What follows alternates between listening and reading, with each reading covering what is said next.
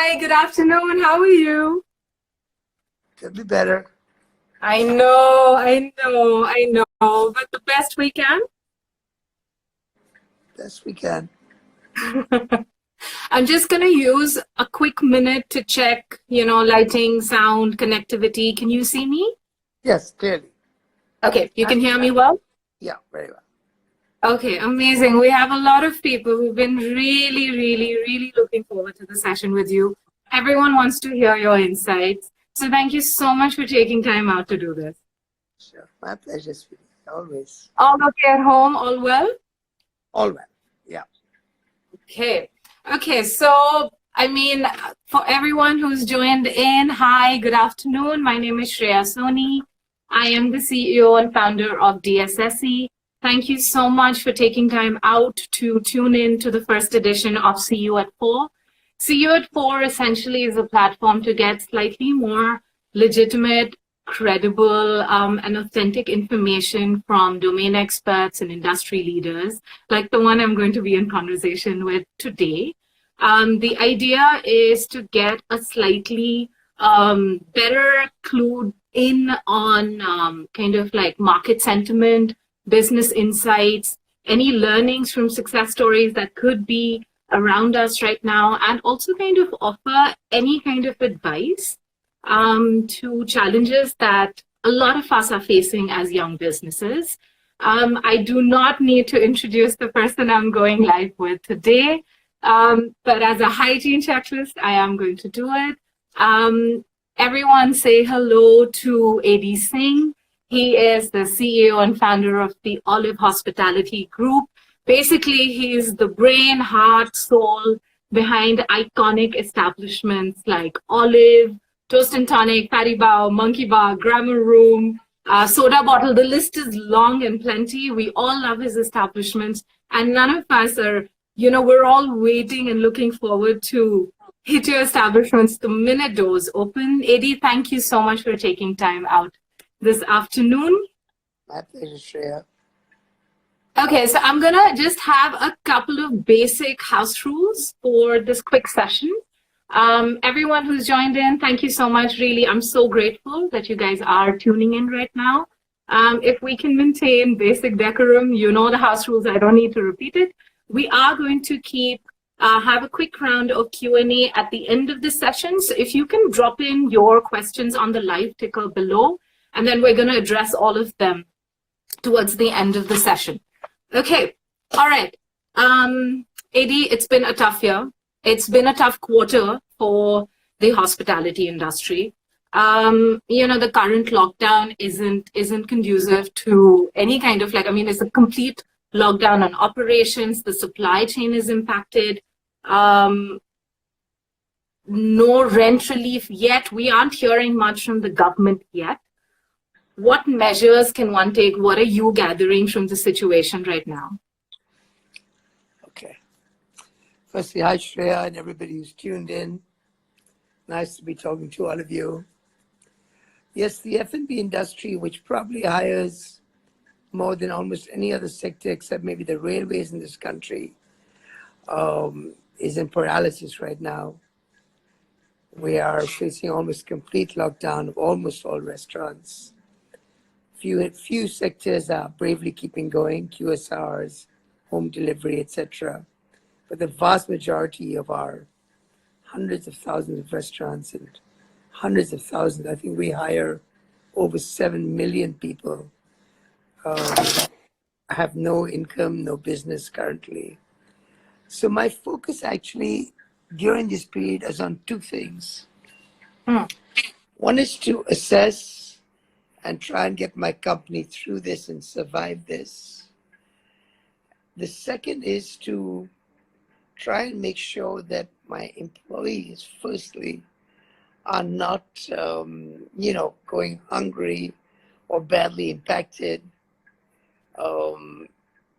Working for us, it's not as bad as being a daily wage worker, and almost all of them have PF accounts, etc. I was very grateful to the government for announcing a few days back, and the scheme actually went live yesterday, that our employees could access their PF funds and get up to 3 months of their salaries out.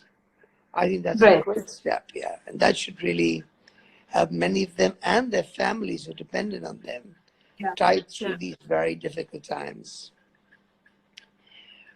How much are we able to do as an industry, as a company with a conscience? It's tough. You know, when my Olive in Delhi was sealed in 2006, we carried every single employee, paid them salaries and service charges, average service charges, for almost 10 months till we were able to open again elsewhere. And I was very proud of that, and I felt that was my duty and the company's duty. So as a company, we're really a company with a conscience, as I feel much of our industry is about. And it's very painful for us as well to have no income sources to be able to pay our people through this. The reserves, unfortunately, for a while, our company did have reserves. It was helping us grow. But these last 2-3 years have been very hard, owing to a lot of volatility around us, which has actually wiped out most companies, almost all reserves. So we ourselves have very little in hand to be able to support our staff with. And that's, the most painful and worrying part for all of us, owners, partners, etc. The RBI also announced 2 days ago that they would allow everyone to defer EMI payments by 3 months. And I think that'll also help staff, possibly at a little different level, with any sort of loans they've taken for the different needs that they have. So I think both these are small but good first steps and make us feel a lot better about the situation they're probably in. I also, like you, Shreya, I'm sure, and like so many of everybody tuning in, are also seeing images of people stranded on roads, stranded without food, going hungry, and it's just so galling that that people could be dying of hunger in our country today in 2020. Of course, I know most of you want to hear about what our industry is doing, but I would also say for me and for everybody on this chat, it should be very high priority to do whatever we can to try to help get food out to those who are not getting it. It's a bad time, and every little bit, I think, will count. I urge you to do your best. Eddie, can I ask you at this point in time, for bigger organizations like your hospitality group, when you say, yep, reserves are kind of like, running thin, your team salaries are priority, ensuring, vendor payments is priority. I mean, and still reserves are going thin. How do younger, smaller businesses how do they kind of tie through? Because, for them, neither are they funded, nor do they have the luxury of having a bigger buffer or reserve. What's the kind of advice to the younger corporations, the younger kind of like F&B establishments? How do you get through with, and I really appreciate all the, the news about the waivers and the relief, but that only gets them up to a point. How can like the smaller companies benefit from the relief coming their way? Okay. So to understand, Shreya, in our business, roughly speaking, about 30% of our sales goes to meeting F&B costs. Obviously, no sales, so that 30% cost is gone. Yeah. Approximately another 30% goes in wages, and about 15-17% in rent. That's a 47% cost that is still there without any money coming in. And then, of course, there are other costs, utilities, maintenance, etc., which many of them can be brought to zero. Is this 45, 47% cost that we all have to navigate through this time at all different sizes in the industry? We I think have, that's been the biggest worry, right? The overheads aren't necessarily kind of clamping down, but one part of the cycle being your biggest bit is your sales revenue. It's a complete like wipeout right now. yeah. So the industry has reached out to all its landlords, and Hmm. I encourage every restaurant to do the same. Okay. This is a time of what they call force majeure, when it's not in our control. We'd like our best. We'd love to be open and functioning as normal, but it's not in our control. And the government has recognized this to be a time of force majeure.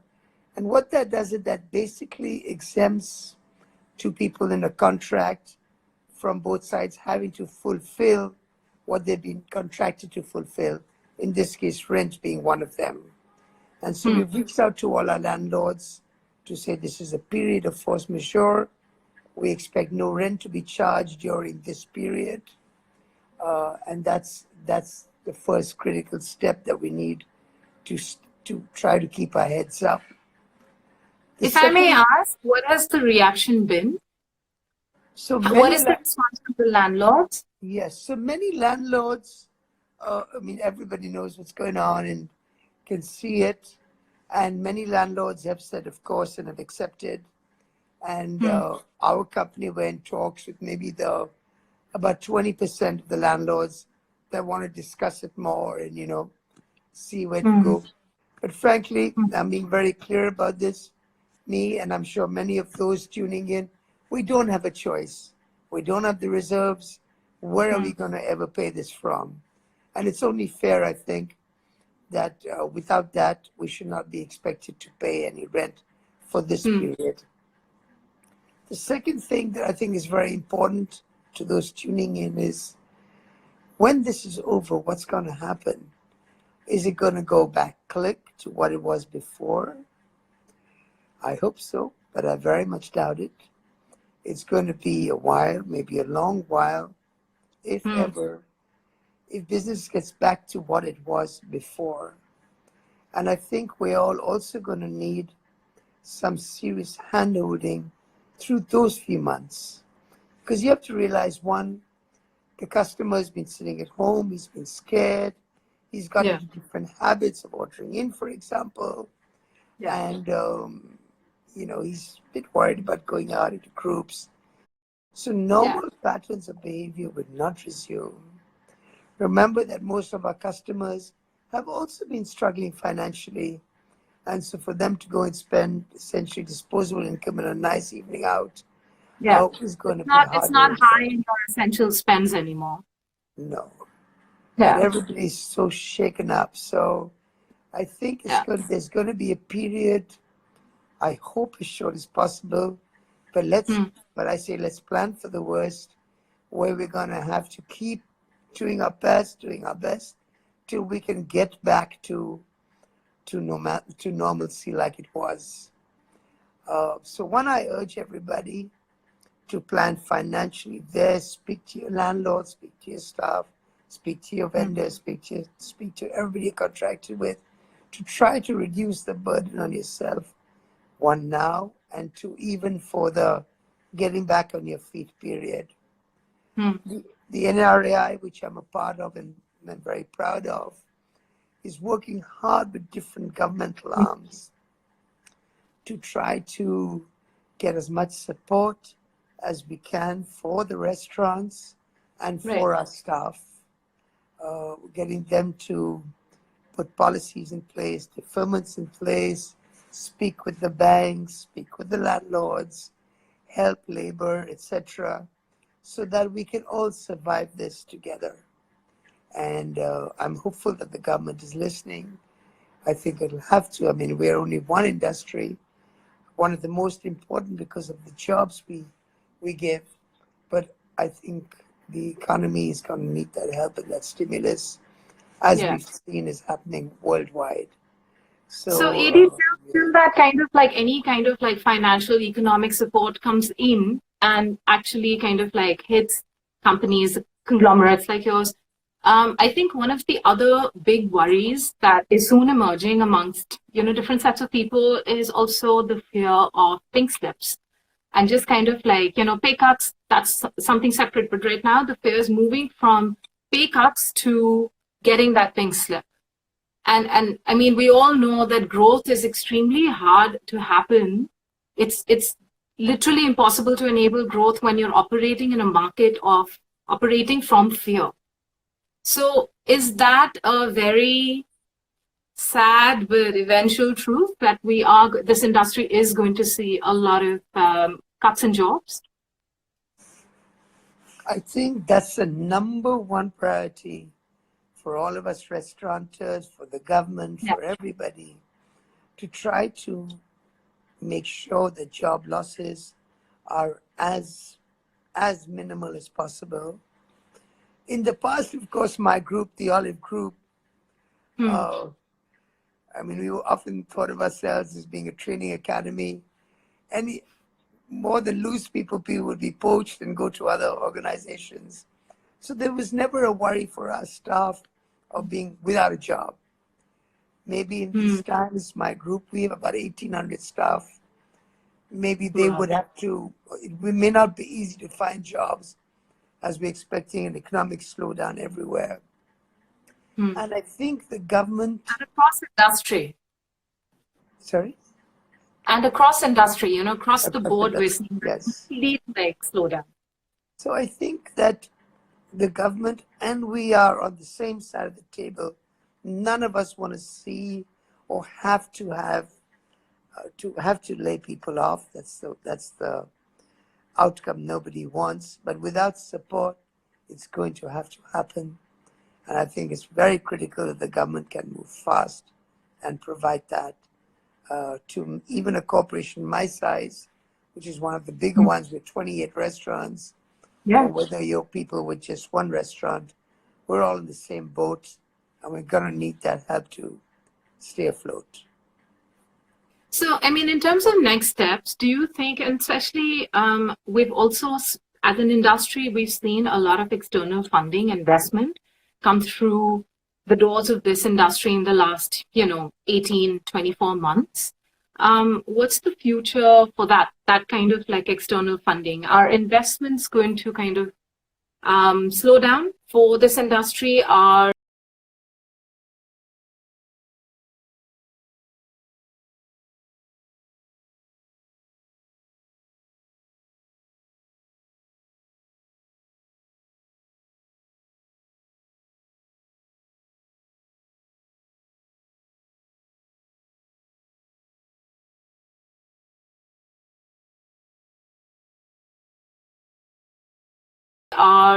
companies like, I mean, are people thinking of, consolidating, trimming down? I know expansion is, I mean, I think collectively everyone is really, really, really feeling awful for the ones who were in the process of launching a new product, a new company, a new restaurant, a new cafe, a new bar. But what about the ones that already have a fairly, a mid to large kind of portfolio? Is consolidation next step? Okay, so two parts to that. One, I think, as we're all aware, there's going to be such an economic tightening across the world that the availability of funds is going to be tighter, there's no doubt. People will have to be much more prudent and start again step at a time. Will investments in the F&B sector be at the same level as they were before this hit? Definitely not. Will there still be some level of investment support there? I hope so. I suspect it'll take a while before it'll come back into the sector, because everybody will try to understand how the market's changed and what's going to work going forward. Yeah, and what do you peg value against now? What is that multiple? What is the return? I feel that entire conversation is completely flipped in some ways. Yes. And that's the little troubling bit. And in terms of consolidation, to ask about consolidating. So me and my teams senior teams are sitting on that right now. going through assessing all our restaurants. To be honest, even a company as experienced as ourselves with so many good people, even we have restaurants that are struggling. We've shut restaurants in the last few years in this climate. We've been doing our best to get them all to work. And now we're going to have to look at it again and say, okay, these numbers were as it is on the edge. After this reopens, they're going to be bleeding at a time when as it is, we're going to be struggling. So I think every company has to look inwards and reassess and then make the best decisions to help themselves stay afloat. Right. I see a And lot of AD, consolidating happening. yeah. Yeah. Okay. Okay. Okay. And I feel that's usually in change management, usually kind of tightening operations, streamlining operations is, and the org structure is number one when you're kind of operating in such a dynamic, volatile market.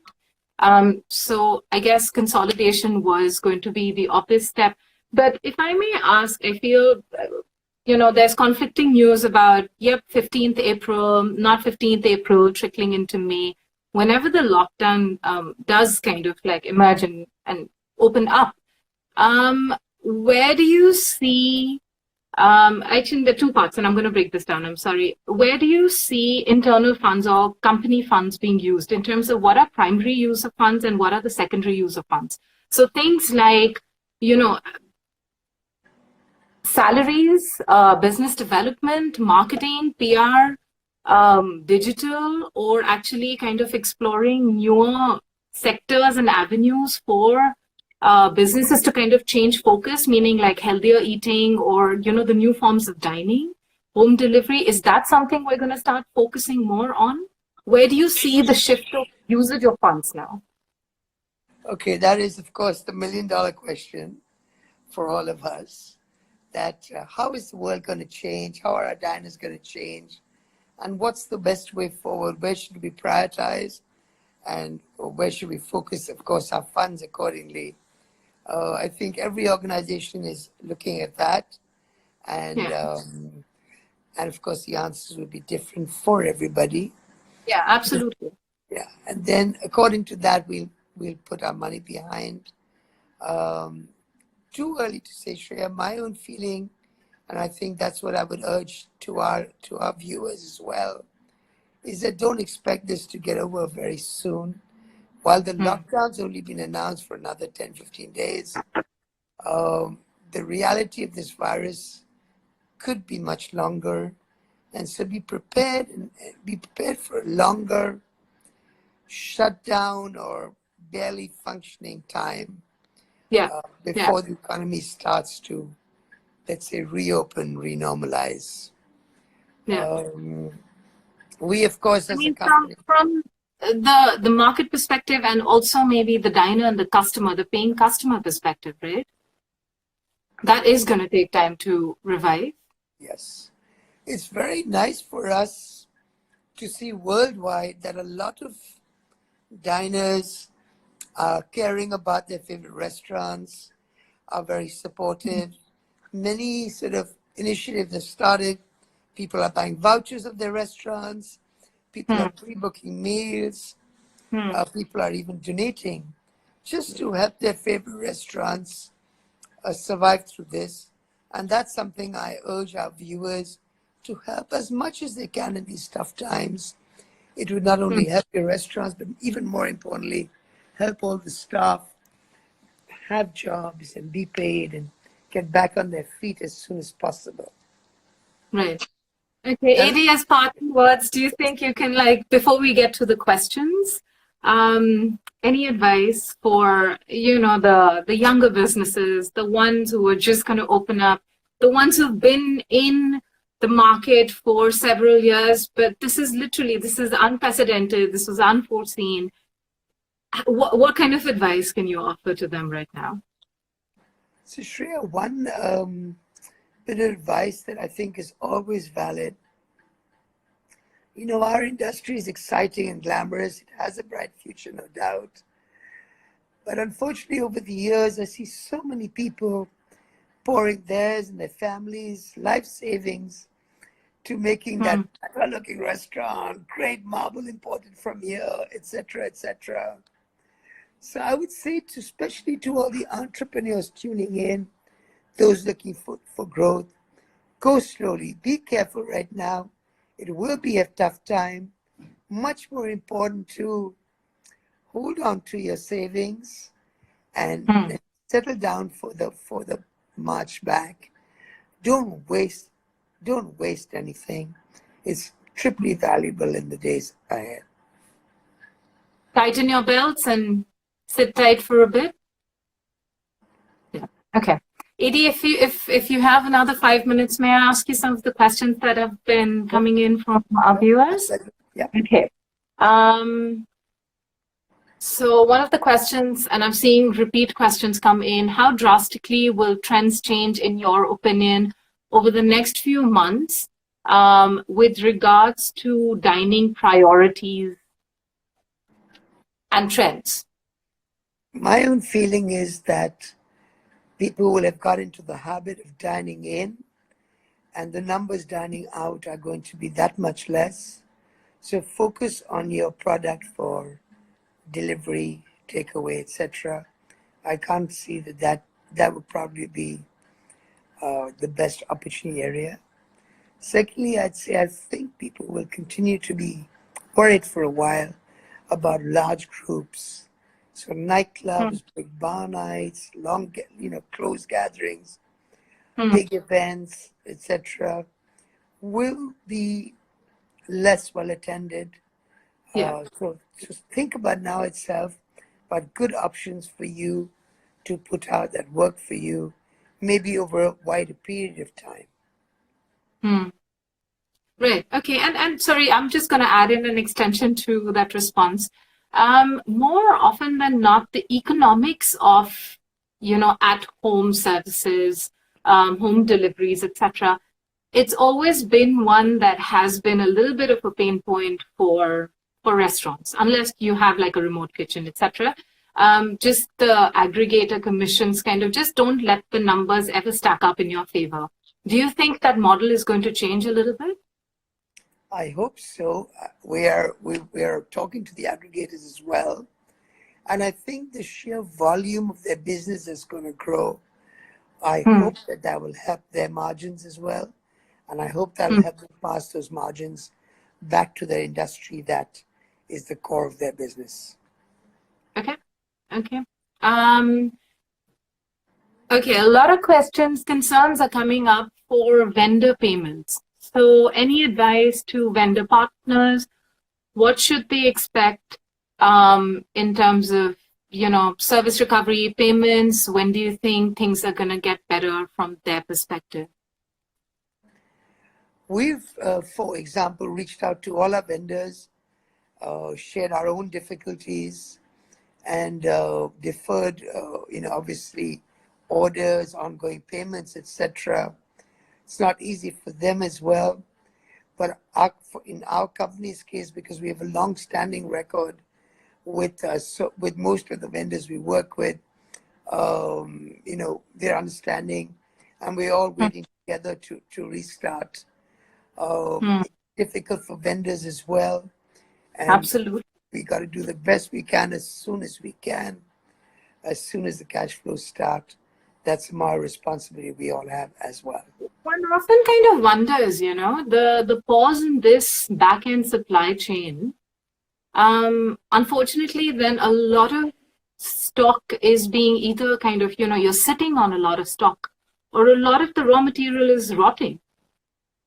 So is there a way to kind of like, how does one keep that circle going? How does one ensure some kind of like, ease in that supply chain? Listen, number one, Shreya, it's awful for all of us, I'm sure, to see pictures of vegetables rotting when Yeah. so many people are going hungry. And I think that's one of the highest priorities that the government is working on, to try to open up the supply chains so Okay. that that both on the vendor side and on the consumer side, situation gets better. The government's also having a very tough time. This is overwhelming what's happened. And I do firmly believe that every day it's going to get better. So I do believe very soon, products will reach the marketplace. The vendors will start getting paid better, get more of their stuff picked up, and consumers will have much better access at cheaper rates to what they need. We're seeing a couple of younger businesses move from B2B to B2C. And I suppose that's their way of, kind of like moving that supply chain of perishables at least. Adi, I'm going to go with the last two questions. One is, during the last economic slowdown in 2008, a lot of standalone spaces mushroomed. Do you think post this current crisis, bars and cafes would come up, or is there going to be some kind of, crazy market volatility and competition? Well, to be honest, in the economy of India in the last few years, there has been crazy volatility and crazy competition. Yeah. I can't imagine with the economic tightening that the levels of new openings will be at the same level as we've seen in the last few years. Volatility, okay. Yes. Okay, and in terms of the last question for the day, do you think the government is going to relax / amend the alcohol license laws to help the industry get back on track? I mean, everyone knows that the cost to entry, especially in the northern region, isn't easy. Where do you think, we've addressed the food and the supply chain of it, but the B of the F&B, where do you think the beverage aspect is? How are we going to address that? Or is that not very high on the government's priority right now? Unfortunately, in our country, alcohol is seen as such a luxury. So I don't see in these troubled times the government really focusing or helping out in that part of our industry. That industry. Okay. Okay, Adi, thank you so much for taking time out. I mean, honestly, it's such a tricky time, difficult time, but I know your thoughts and your insights and your advice is going to come to great use to a lot of our friends who've tuned in. And I hope we get to see each other very soon. Me too, Shreya. I hope it was helpful. It really was. And if you have any people reaching out to you really troubled, feel free to forward to me. I'm very happy to answer a bit more if I can. Oh, that's incredible. I know I haven't addressed